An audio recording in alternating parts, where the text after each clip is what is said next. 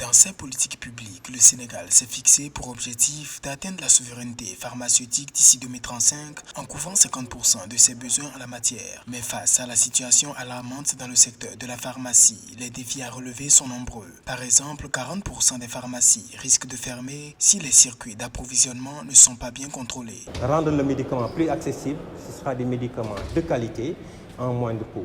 Et c'est de ça dont on a besoin et puis faire face à ces ruptures récurrentes que nous connaissons. Parce que tant que nous ne parvenons pas à atteindre cette souveraineté pharmaceutique, malheureusement, les pays auront tendance à approvisionner leur marché local avant de penser à l'exportation. Donc il est risqué de nos jours de dépendre à 95% de l'industrie étrangère. Donc là, comme objectif majeur, d'ici 2035, on a comme objectif la production de 50% de nos besoins ici.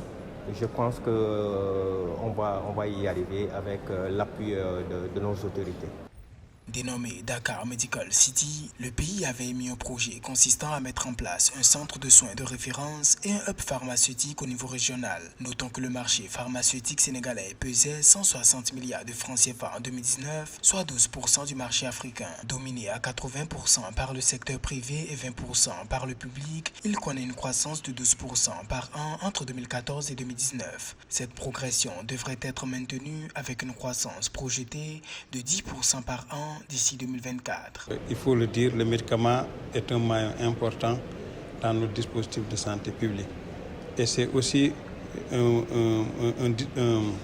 un maillon qui joue beaucoup dans l'économie sénégalaise. Maintenant, nous, ce que nous voulons, c'est que les Sénégalais puissent avoir accès à des médicaments de qualité, mais à moindre coût. Et je pense que les journées du médicament vont permettre de réfléchir sur toutes ces questions-là. Face à la tendance haussière que connaît l'industrie pharmaceutique tirée par la croissance démographique et l'augmentation des dépenses de santé par habitant, les spécialistes, ministères sectoriels et partenaires se sont concertés pour définir une feuille de route afin de dégager les priorités pour l'atteinte des objectifs d'ici 2035.